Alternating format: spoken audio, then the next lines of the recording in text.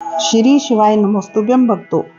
श्री शिव महापुराण कुमारखंड का 16वां अध्याय। शीर्षक है देव गणेश युद्ध तथा शिवजी द्वारा गणेश शिरोच्छेदन। ब्रह्मा जी बोले, हे नारद, अब तुम्हारे वचनों का ध्यान कर शिवजी उस बालक से युद्ध करने लगे। एक से एक पराक्रमी देवता और विष्णु जी तक उनसे युद्ध करने लगे। एक से एक भयानक अस्त्र चलाने लगे।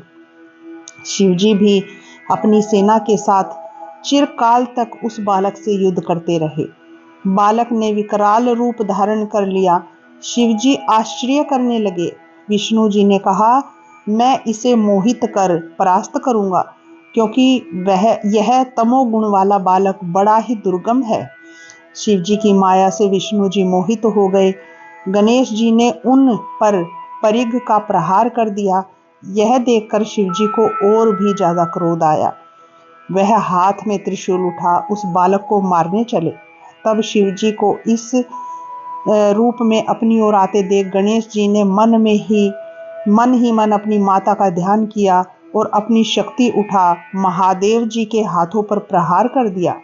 उस समय महावीर गणेश जी की शक्ति महादेव जी से भी बड़ी हुई थी। उस शक्ति के लगने से परमात्मा शिव के हाथ से उनका धनुष गिर पड़ा। तब धनुष को गिरते देख शिवजी ने पिनाक उठा लिया, परंतु गणेश्वर ने एक परिघ मारकर उनका पिनाक भी पृथ्वी पर गिरा दिया। फिर हाथ से त्रिशूल उठा गणेश जी ने शिवजी के पांचों हाथों में मारकर उन्हें व्यर्थ कर दिया।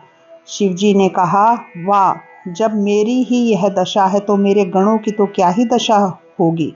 फिर तो इसी समय शक्ति के दिए बल से युक्त वीर गणेश जी ने परिघ उठा शिवजी के सभी गणों और सब देवताओं को पीड़ित कर दिया।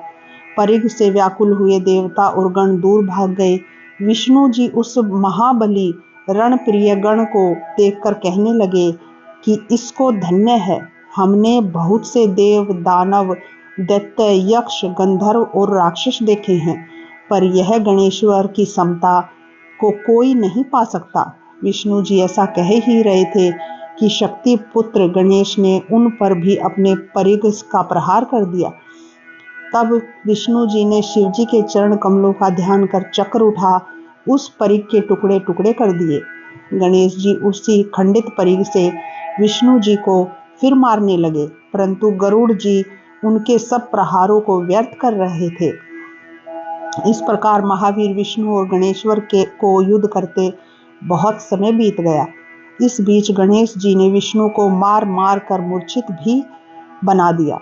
फिर भी विष्णु जी उठकर शिवा पुत्र के साथ संग्राम करते रहे। यह देखकर शिव जी को बड़ा क्रोध आया और उन्होंने त्रिशूल उठा शीघ्र ही उस बालक का सिर काट दिया। देवताओं और गणों की सेना निश्चिंत हो गई। हे नारद जी, उसी समय तुमने जाकर यह सब बातें देवी से कह दी और यह भी कह दिया कि तुम अपना मान किसी प्रकार भी न त्यागना। हे कलह प्रिय नारद, ऐसा कहकर तुम अंतर्ध्यान हो गए। इसी प्रकार शिव महापुराण कुमारखंड का 16वां अध्याय समाप्त होता है। श्री शिवाय नमोस्तुभ्यं भक्तों।